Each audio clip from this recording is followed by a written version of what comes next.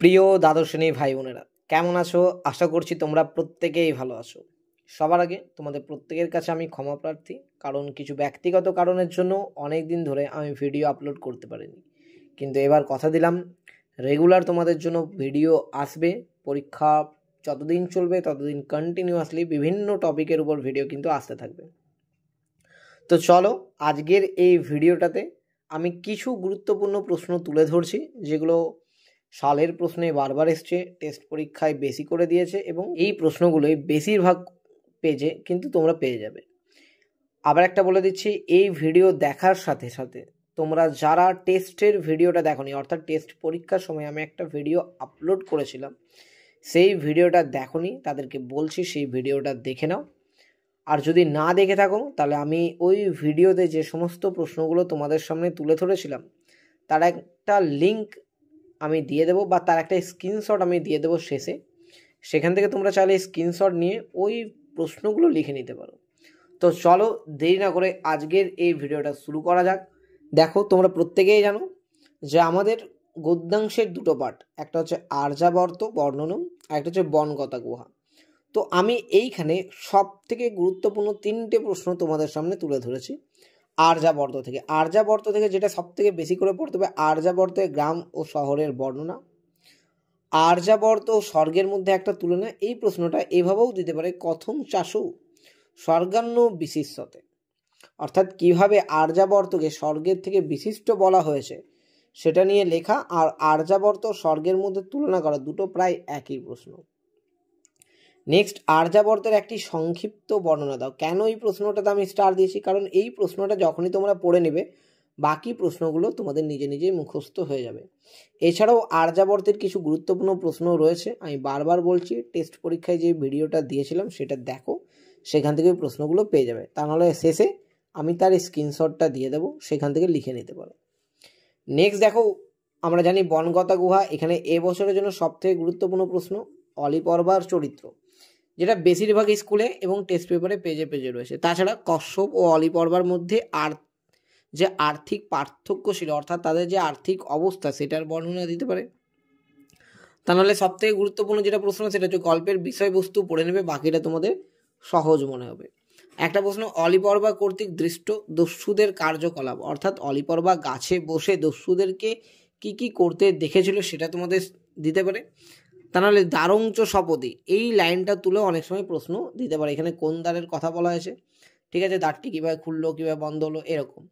তাছাড়া অলিপর্বা গুহায় প্রবেশ করে কি কি দেখলো সেটাও তোমরা পেয়ে যাবে বিষয়বস্তু, যেটা আলাদা করে পড়তে হবে না, তাই বিষয়বস্তুটা সবার আগে পড়ে নেবে। এবার দেখো, আমরা পদ্যাংশে চলে আসি। পদ্যাংশে আমরা জানি একটা রয়েছে খুবই সোজা, সেটা হচ্ছে গঙ্গার যে মাহাত্ম্য বর্ণনা, অর্থাৎ শ্রী গঙ্গা স্তোত্রম। সেই গঙ্গা স্তোত্রম থেকে একটা গুরুত্বপূর্ণ প্রশ্ন গঙ্গার মাহাত্ম্য বর্ণনা, এটা বেশি করে পড়বে। নেক্সট, গঙ্গার বর্ণনা নিজের ভাষায় লেখো, তো মাহাত্ম্যটা পড়লে অনেকটাই পেরে যাবে। তাছাড়া আরও প্রশ্ন রয়েছে যেগুলো আমি এখানে কিন্তু ইনক্লুড করিনি। নেক্সট আমাদের কাছে রয়েছে কর্মযোগ। কর্মযোগ থেকে কি পড়বে, সেটা হচ্ছে নিষ্কাম কর্ম, এবছরের জন্য সবথেকে গুরুত্বপূর্ণ। তাছাড়া আরেকটা প্রশ্ন রয়েছে, সেটা হচ্ছে মিথ্যাচারী কাকে বলা হয়েছে, তার চেয়ে শ্রেষ্ঠকে। এই দুটো প্রশ্নই এবারের জন্য সব থেকে বেশি গুরুত্বপূর্ণ। তা বলে আমি এটা বলছি না যে এগুলোই পড়ে যাও, পরীক্ষায় আসবে, এটা হচ্ছে সব থেকে বেশি গুরুত্বপূর্ণ প্রশ্ন। নেক্সট, নাটক আছে তোমাদের একটা, জানো, বাসন্তিক স্বপ্নম, সেখান থেকে আমি কয়েকটা প্রশ্ন রেখেছি। প্রথম, সেটা হচ্ছে রাজা ইন্দ্রবর্মা আর কৌমুদীর চরিত্র। এবছর চরিত্র দিতে পারে, বিশেষ করে কৌমুদীর চরিত্রটা তোমাদের সামনে তুলে ধরতে পারে, বারবার বলছি দেখে নেবে।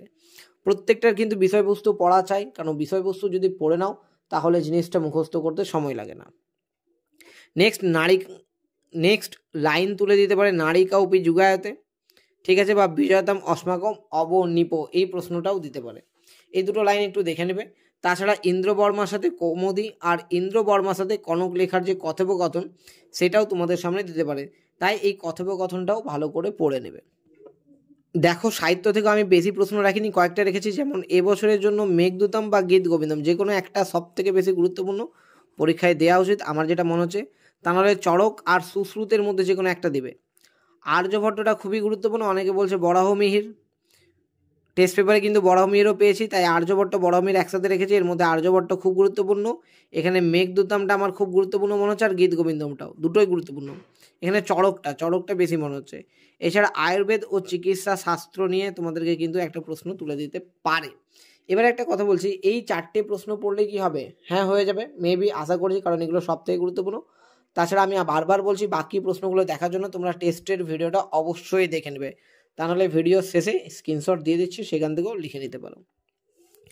ভাব সম্প্রসারণ তো অনেক রয়েছে, আমি কয়েকটা তুলে ধরেছি তোমাদের সামনে। তমসী গতিমম খুলু সংসারে, ন কর্মনাম অনারম্ভান, এটা সবথেকে বেশি গুরুত্বপূর্ণ আমার মনে হচ্ছে, জানি না পরীক্ষায় আসবে কিনা। কর্মেন্দ্রিয়ানি সংযম, এটা নিয়তঙ্কুরু কর্ম স্বধর্ম নিধনং শ্রেয় পরধর্ম ভয়াবহ যৎ যৎ আচরতি শ্রেষ্ঠোত্তর দেবোত্তর জন্য, এটাও আসতে পারে।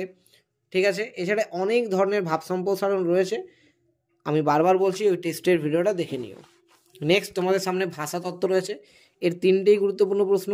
ইন্দো ইউরোপের ভাষাগোষ্ঠীতে সংস্কৃতের স্থান, ভারতীয় আর্য ভাষার স্তর, ইন্দো ইউরোপীয় ভাষাগোষ্ঠীর বিভাগ, এই 3টে প্রশ্ন খুব গুরুত্বপূর্ণ, যার মধ্যে সংস্কৃতের স্থানটা এবছরে আসা উচিত।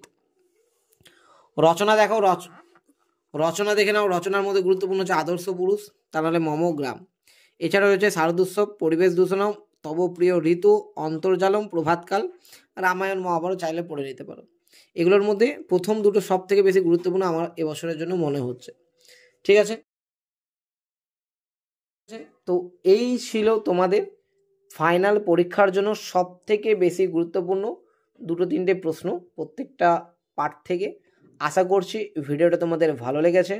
যদি ভালো লেগেছে অবশ্যই চ্যানেলটাকে লাইক শেয়ার সাবস্ক্রাইব করবে। দেখা হচ্ছে পরের আরেকটা ইন্টারেস্টিং ভিডিওতে। ভালো থাকবে, সুস্থ থাকবে।